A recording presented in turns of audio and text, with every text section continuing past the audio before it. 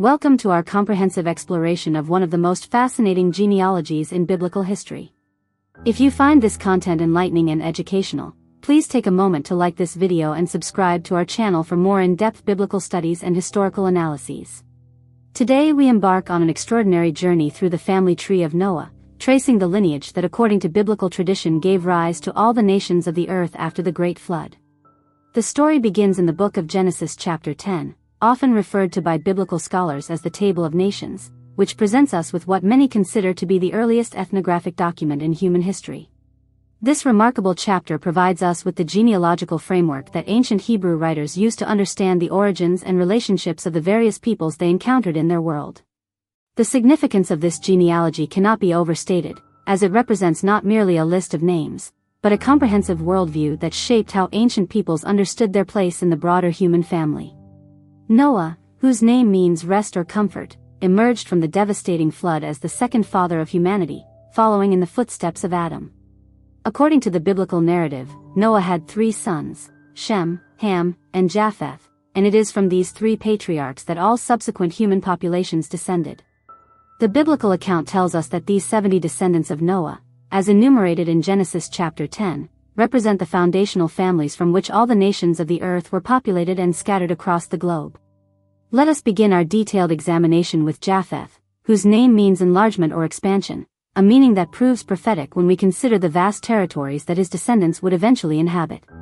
Japheth is traditionally considered the ancestor of many of the Indo-European peoples, and his genealogy reflects a northward and westward expansion from the biblical lands.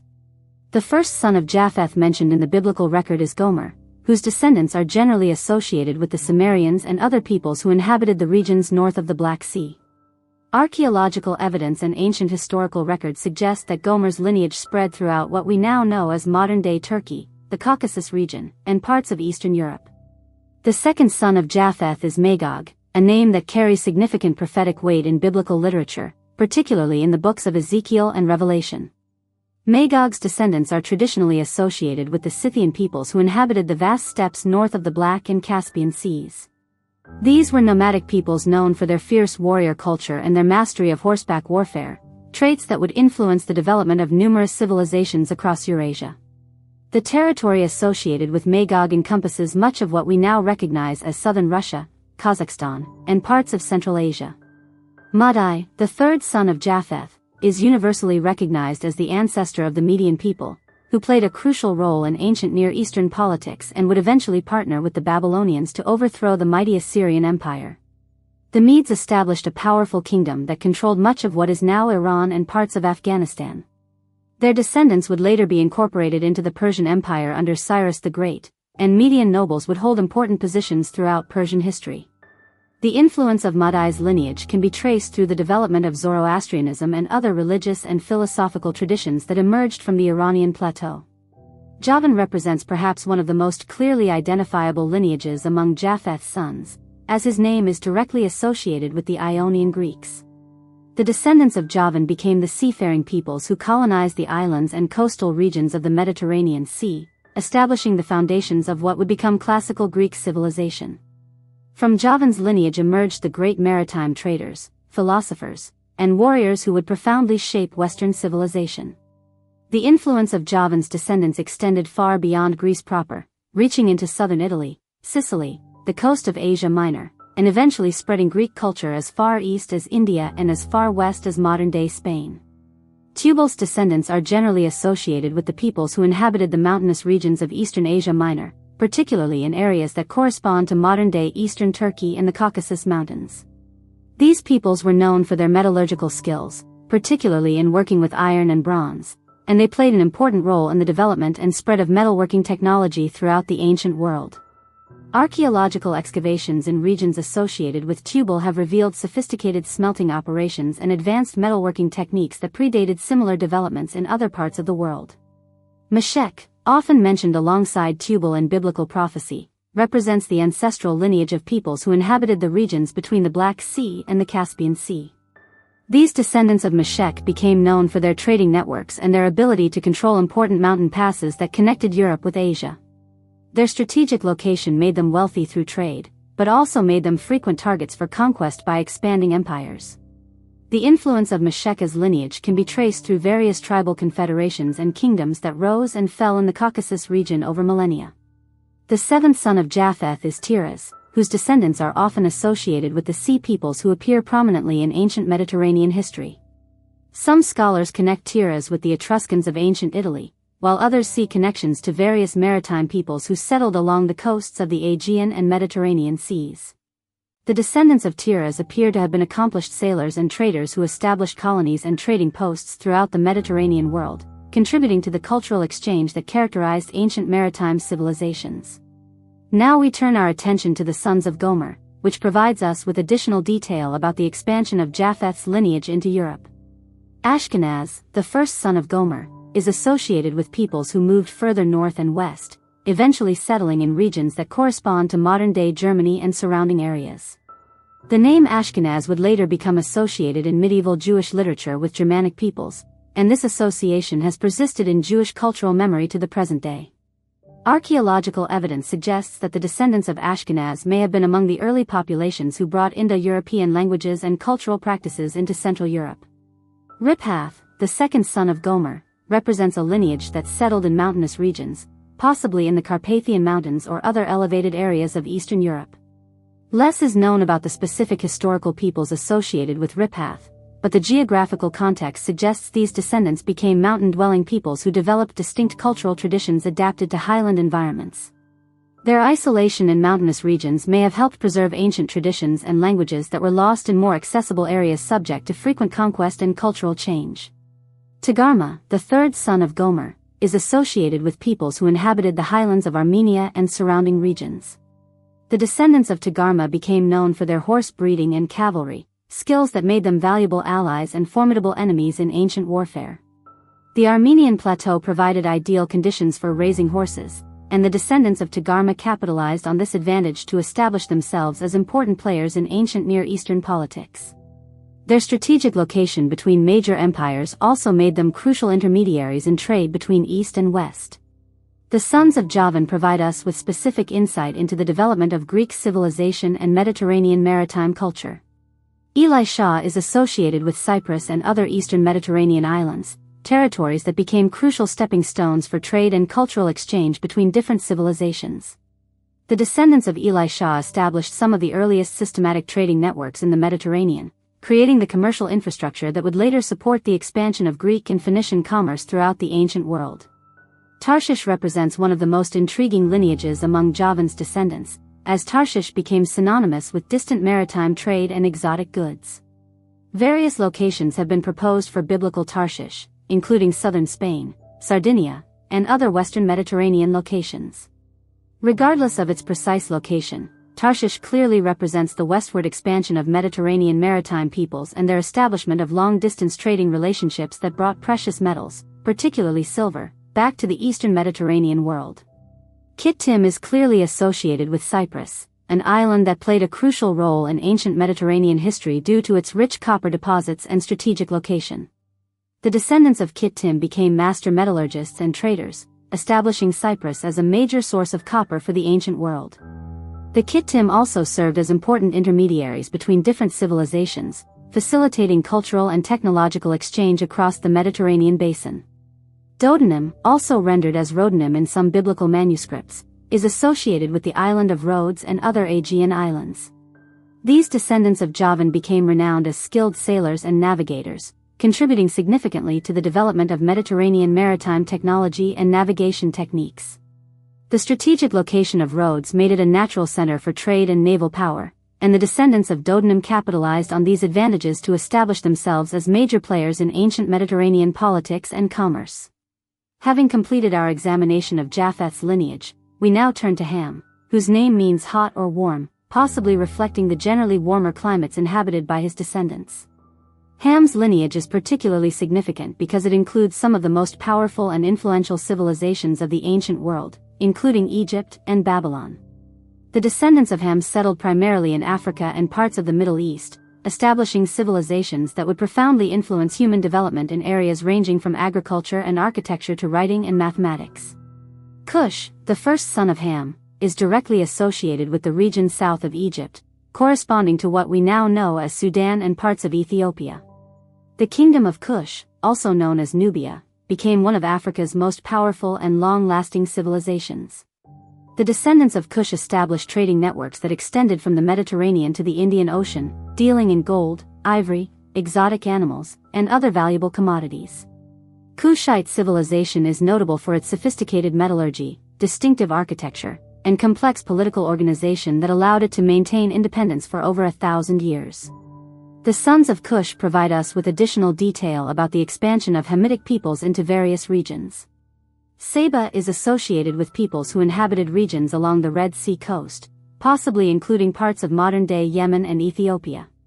These descendants became important players in Red Sea trade, controlling routes that connected Africa with Arabia and India. Havila represents territories rich in gold and precious stones, possibly corresponding to regions in the Arabian Peninsula or northeastern Africa where ancient gold mines have been discovered by archaeologists. Sabta and Rama represent additional Kushite lineages that established themselves in various parts of the Arabian Peninsula and possibly along the eastern African coast. These descendants became involved in the incense trade, controlling the production and distribution of frankincense and myrrh, commodities that were enormously valuable in the ancient world. The wealth generated by the incense trade allowed these descendants of Kush to maintain sophisticated civilizations in otherwise challenging desert environments. Sabteka represents another branch of Kush's lineage that settled in regions along the Persian Gulf or possibly along the eastern African coast. Less specific information is available about Sabteka's descendants, but their inclusion in the genealogy suggests they established significant settlements or kingdoms that were recognized as important by ancient Hebrew writers.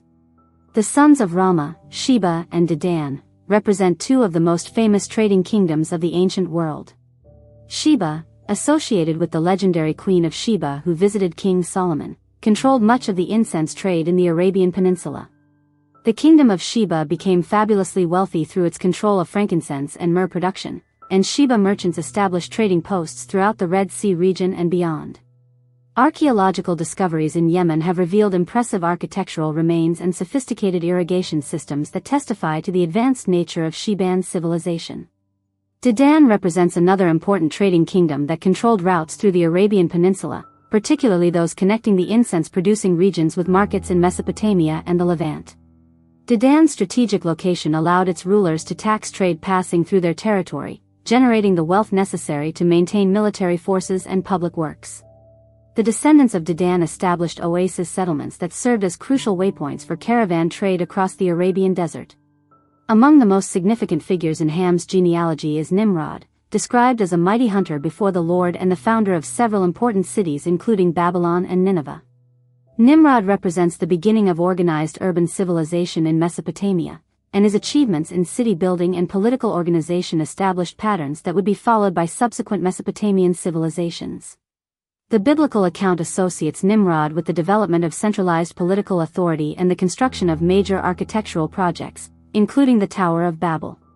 Mizraim, the second son of Ham, is the Hebrew name for Egypt, and his genealogy provides insight into the various peoples who inhabited the Nile Valley and surrounding regions.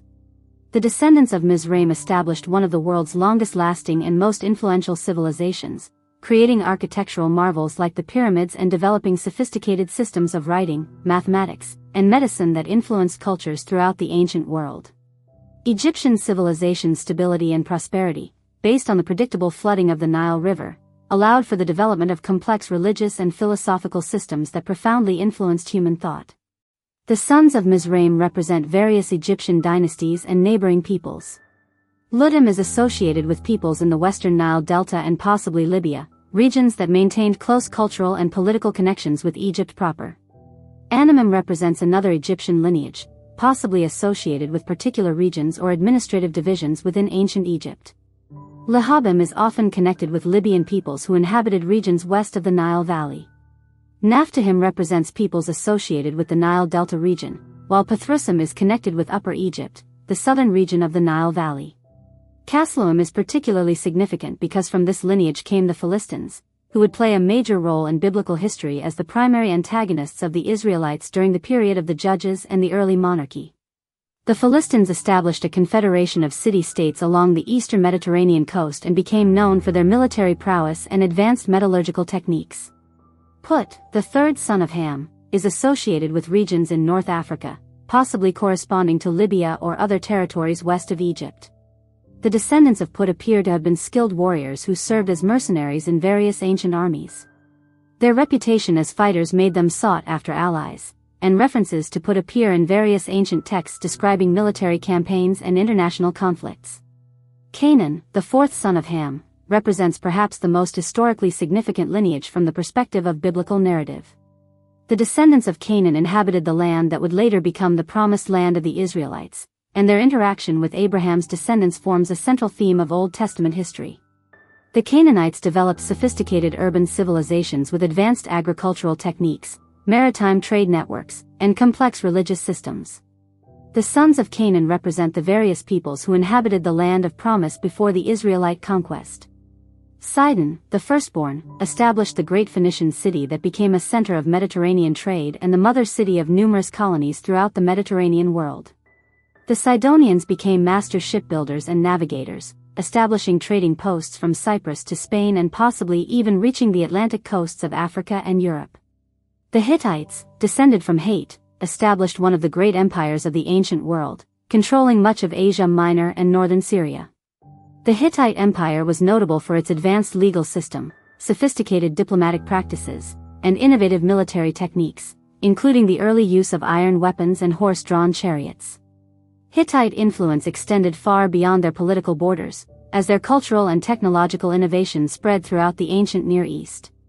The Jebusites inhabited the mountainous region around Jerusalem, establishing a fortress city that would later become the capital of the united Israelite monarchy under King David.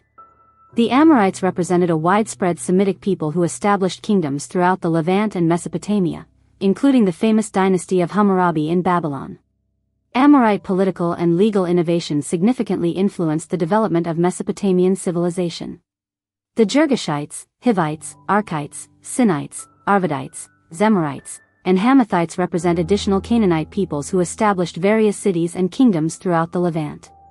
Each of these groups developed distinct cultural traditions while participating in the broader Canaanite civilization that characterized the ancient Near East before the rise of Israel. Now we turn to Shem, whose name means name or fame, and whose lineage holds particular significance in biblical genealogy as the ancestor of Abraham and the Hebrew people. Shem is often called the father of the Semitic peoples, and his descendants spread throughout the Middle East, establishing some of the most influential civilizations in human history. The genealogy of Shem includes the founders of major cities and kingdoms, as well as the patriarchal lineage that leads directly to Abraham and the covenant people of Israel. Elam, the first son of Shem, established a kingdom in what is now southwestern Iran. The Elamite civilization was one of the earliest to develop writing systems and complex political organizations. Elamite culture persisted for over 2 millennia, often serving as a rival to Mesopotamian powers while also contributing significantly to the cultural development of the ancient Near East. The capital city of Susa became one of the most important centers of ancient civilization, later serving as a key administrative center for the Persian Empire. Ashur, the second son of Shem, founded the Assyrian nation and the great city of Nineveh. The Assyrian Empire became one of the most powerful and feared military forces in the ancient world, developing sophisticated siege warfare techniques and establishing efficient administrative systems that allowed them to control vast territories. Assyrian influence extended from Egypt to Iran, and their military and administrative innovations significantly influenced subsequent empires including Babylon and Persia. Arphaxad represents a crucial link in the genealogy leading to Abraham, as he is the direct ancestor of the Hebrew patriarchs. The exact geographical location associated with Arphaxad is debated among scholars, but he clearly represents the ancestral line from which the covenant people emerged. The preservation of this genealogical line through various historical upheavals demonstrates the importance ancient Hebrew writers placed on maintaining accurate records of their ancestry. Lud is associated with peoples who inhabited regions in Asia Minor, possibly connected with the Lydians who later established a powerful kingdom in western Turkey. The Lydians are credited with significant innovations in commerce, including the invention of coined money, which revolutionized trade throughout the ancient world. Their strategic location between Europe and Asia made them important intermediaries in cultural and commercial exchange. Aram represents the ancestor of the Aramean peoples who inhabited much of Syria and northern Mesopotamia. The Arameans became crucial players in ancient Near Eastern politics and culture, establishing kingdoms throughout the region and developing the Aramaic language, which eventually became the lingua franca of the Persian Empire and was the spoken language of Jesus and his disciples. Aramean merchants and administrators carried their language and culture throughout the ancient world, facilitating communication and cultural exchange across vast distances. The sons of Aram provide additional detail about Aramean expansion and settlement patterns. Uzi is associated with the land where the biblical Job lived, possibly in the Arabian Peninsula or Transjordan. Hul and Gether represent additional Aramean lineages that established themselves in various parts of Syria and Mesopotamia. Mash, also rendered as Meshech in some genealogical lists, represents another branch of Aramean settlement. The genealogy from Arphaxad through Eber to Abraham represents the most carefully preserved lineage in the entire Table of Nations, reflecting its crucial importance for Hebrew identity and covenant theology. Sulla, Eber, Peleg, Ru, Serug, Nahor, and Terah form the direct ancestral line leading to Abraham, and each generation represents the faithful preservation of the covenant promised through successive historical periods. Peleg holds particular significance because the text notes that in his days the earth was divided, a reference that many scholars interpret as referring to the confusion of languages at Babel and the subsequent scattering of peoples across the earth. This event marks a crucial transition in human history from the unified post-flood civilization to the diverse array of nations and languages that characterize human society. The genealogy of Joktan, Peleg's brother, provides insight into the Arabian Peninsula's early inhabitants. Joktan's 13 sons represent various Arabian tribes and kingdoms that established themselves throughout the peninsula, developing the complex tribal confederations that would characterize Arabian society for millennia. These descendants of Joktan became the ancestors of many of the Arab peoples, establishing trading centers and developing the cultural traditions that would later be unified under Islam. Almadad, Shalef, Hazarmaveth, Jerah, Hadaram, Uzal, Dikla, Obal, Abimael, Sheba, Ophir, Havilah, and Jobab represent the various branches of Joktan's lineage that spread throughout Arabia.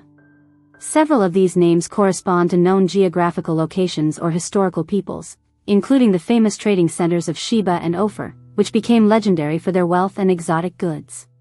The significance of the 70 descendants of Noah extends far beyond mere historical interest. This genealogy represents humanity's unity in diversity, showing how all peoples share common ancestry while developing distinct cultural traditions adapted to their particular environments and circumstances. The Table of Nations demonstrates that ethnic and cultural diversity is not a source of division but rather a reflection of the creative diversity built into human nature itself. From a theological perspective, the genealogy of Noah's descendants establishes the foundation for understanding God's relationship with all humanity.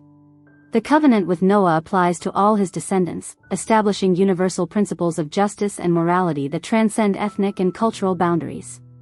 The diversity of nations serves God's purposes by ensuring that human creativity and cultural development occur across a wide range of environments and circumstances.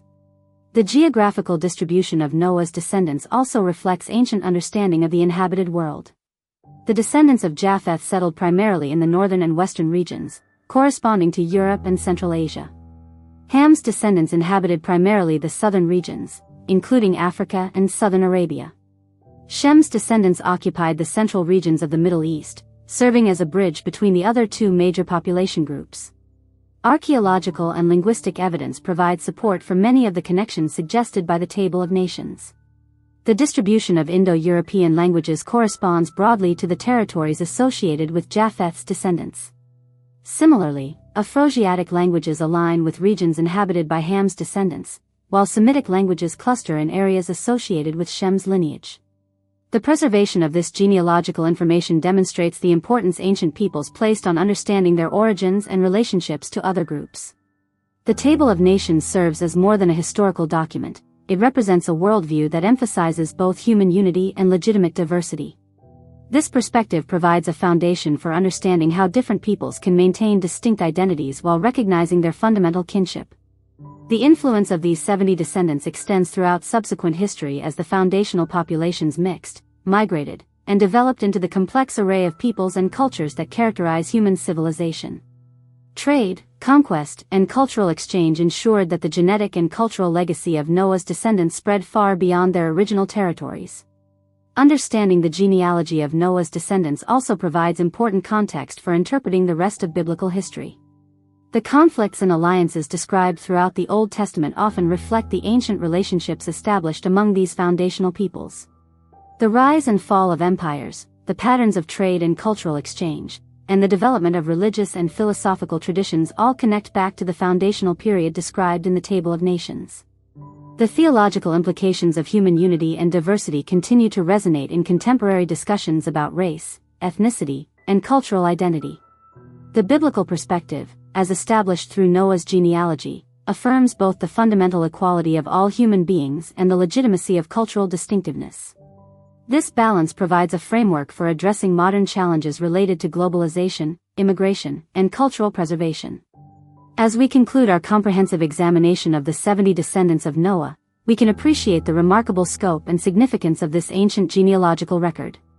From the maritime peoples descended from Javan who established Mediterranean civilization, to the powerful empires founded by descendants of Ham in Africa and the Middle East, to the covenant lineage of Shem that leads to Abraham and the Hebrew people, these 70 descendants represent the foundational populations from which all subsequent human civilization emerged. The Table of Nations stands as a testament to ancient wisdom about human origins, relationships, and destiny. It provides a framework for understanding both the unity that underlies human diversity and the creative potential that emerges when different peoples develop distinct cultural traditions while maintaining awareness of their common heritage. Whether approached from historical, archaeological, theological, or anthropological perspectives, the genealogy of Noah's descendants offers profound insights into the human condition and our shared journey through history. Thank you for joining us on this fascinating exploration of biblical genealogy and ancient history. The 70 descendants of Noah represent far more than names on an ancient list. They embody the foundational relationships and cultural developments that shaped human civilization. Their legacy continues to influence our world today through the languages we speak, the cultures we inherit, and the fundamental human unity that transcends all surface differences. If you found this comprehensive analysis enlightening and educational, please remember to like this video and subscribe to our channel for more in-depth biblical and historical content.